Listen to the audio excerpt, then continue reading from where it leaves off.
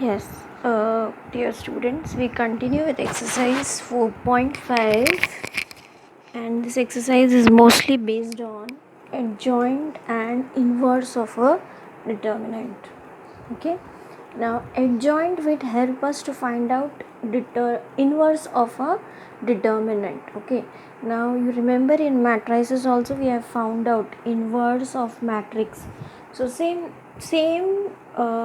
matrix, if you take any matrix, its inverse you can find out if you can find out its adjoint. Okay, so I'll just explain you as the sums come one by one. We start with exercise 4.5. First question, find the adjoint of each of the matrix in example or exercises 1 and 2. You have to just find out the adjoint. Now what is adjoint? Just see, this is a matrix given. I write this matrix, and what are these? If you remember, yesterday I have sent you cofactors. You remember cofactors? Okay. Cofactors denoted by the letter A11. I had also told you can find cofactor only if you know, yes, what is this? M. What is M? M is the minor of a matrix, that is M11. So leave first row, first column, whatever is the element.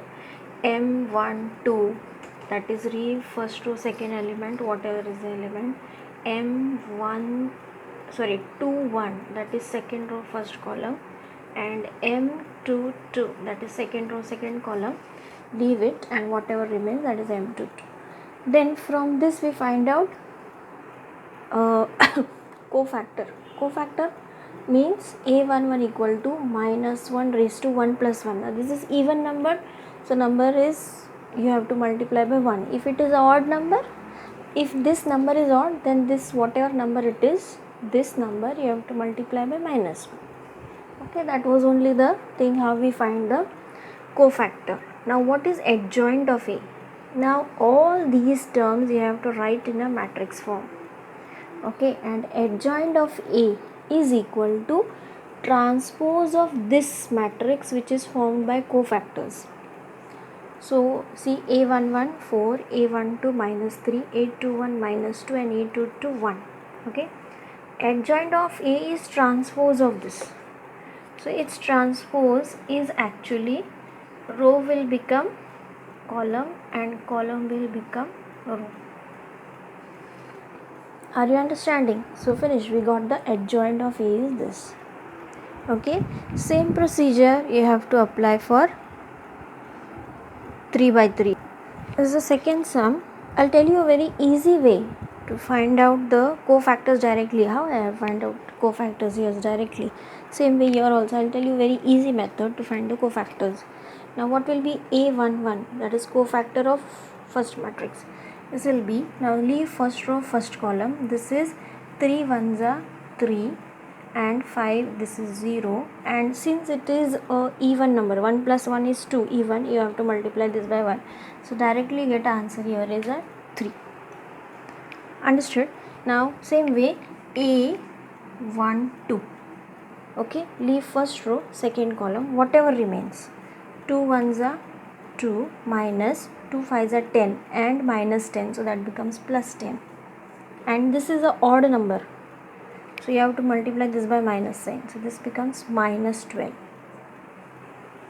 Understood? So instead of doing all that what we did, you can just directly find out the cofactors like this. Again A13, simply first row, third column. Okay, whatever remains, 2 zeros are 0 and 3 into 2 is 6, and this is minus, so it becomes plus 6, and since this is an even number, 3 plus 1 is even, multiply by 1, so here it is 6 is the answer. Are you understanding, children? This is how you have to, this is an easy method to find out the cofactors. Okay, so same way I have used and I have found out the cofactors of each element. Now this we will be writing in the matrix form. So A11 3 according to our whatever we have found out, just I am filling up here and writing it in matrix form. Okay, now adjoint of A is transpose of this. So transpose of this will be row will become column and column will become row. So 3, 1, minus 11, minus 12, 5, minus 1 and 6, 2, 5. So just see diagonals also intersect. This is nothing but your adjoint of A. Okay, I hope it is clear for both, for a 2 by 2 matrix as well as a 3 by 3 matrix.